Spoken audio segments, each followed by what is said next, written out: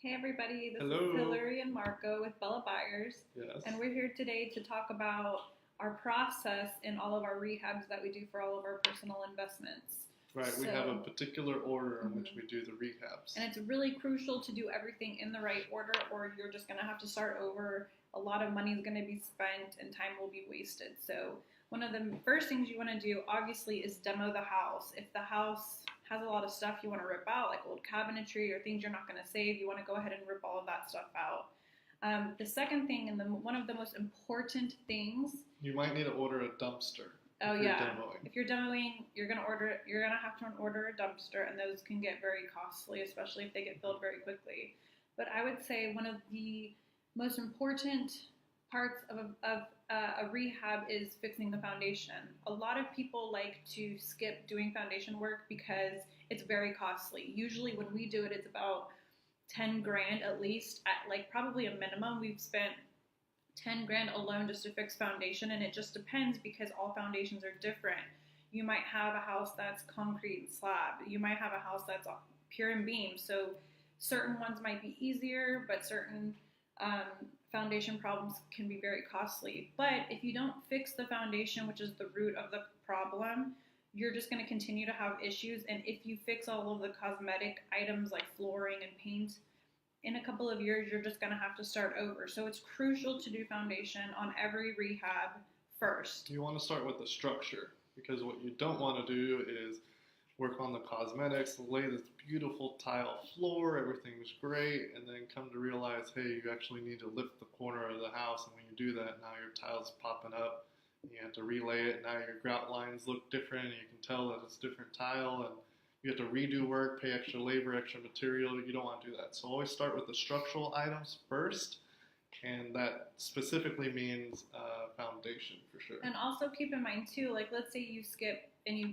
decide I'm not going to spend the 10 grand. That's a lot of money. I don't want to fix the foundation. And like Marco said, you lay beautiful flooring, and a year or two goes by, and you start noticing you really have to go in and fix it. If you have a slab or a concrete foundation, they're going to jackhammer major holes in the inside, interior, and exterior of the house. So they're going to go right through that really expensive tile you just laid.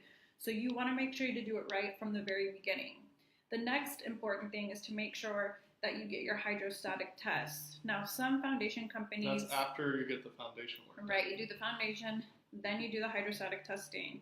So what that is, some foundation companies offer that as part of their fees, and some don't offer a hydrostatic test, so you'll have to hire a separate company that does that. And it's very crucial because when you fix the foundation, everything slightly shifts. So this hydrostatic test is basically, just to summarize it, they take a balloon type object and they block the plumbing to make sure that there's no leaks anywhere with the shifting of the house. That is very important because you don't want to fix, like we said, the floors and everything, and to find out you have a major plumbing problem now because the foundation was fixed. So you'll want to make sure to get that hydrostatic test. Yeah, hydrostatic tests ranges from $300 to $500 depending on the company that you use and the plumber that you hire.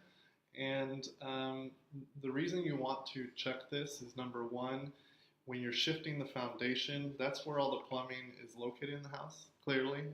And if you're shifting and lifting different sections of the house, especially if you're lifting a section that's near the kitchen or the bathrooms, that's the area where plumbing is located, you can crack pipes.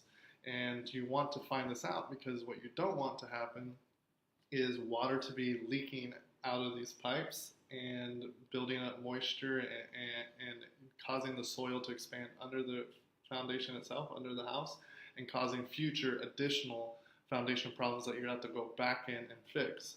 So the reason you're spending all this money is to make sure it's secure. So you need to make sure not only the foundation is secure, but your whole plumbing system for the house is secure. And that's why you need to do a hydrostatic test.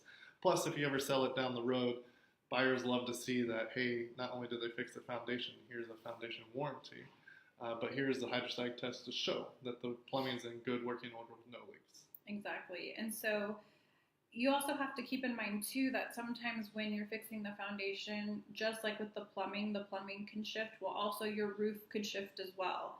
So if you're very, very lucky, there's not major shifting that happens, so you're fine. But you also want to make sure to have We had a nice surprise on we did one of have our a surprise houses. on one of our houses, so that's exactly why when you're doing your estimation on the rehab, you have to always add in a miscellaneous budget.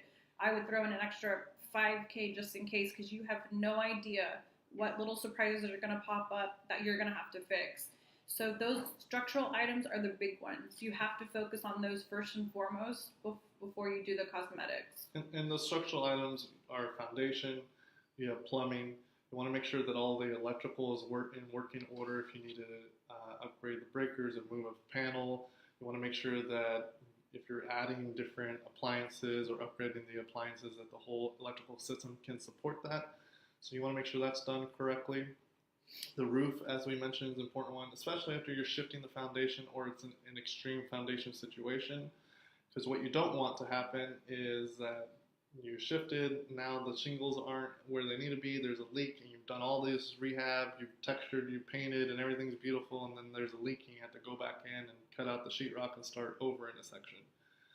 So you want to make sure you're looking for those items. And also the HVAC as well, the AC system. After you've done those major systems, then go in and finish out the house with the cosmetics. After those major systems are complete, then it's kind of like the fun part where, well, it can be fun if you really like to do those things. It's fun for us. It is fun, even after a million rehabs. But you get to go in, and that's where it's just the simple cosmetic. You know, you paint and texture the walls, you put the flooring down, you put the really nice light fixtures in, and the new vanity in the bathroom, do a tile surround, or whatever it is you choose to do. That's when really those little minor cosmetic things that aren't really hard to fix go in, and then your house is pretty much ready to go. The last thing I would mention is for your rehabs, try and do the exterior first. And the reason you want to do that is because the neighbors are going to notice. Everybody that's driving by, that's driven by that house a million times is going to notice, hey, whoa, the tree got cut back. Now I can see the house, that kind of thing. And when you put your sign in the yard for rent or for sale, whatever you're doing, it'll bring attention to the house earlier on, which allows people to call in and reach out to you sooner, so that while you're doing the rehab and you're now doing the inside, you've been talking to potential prospects that could either rent the home or buy the home, and you might find a buyer or a tenant before you're even finished, which is the ideal situation. It is.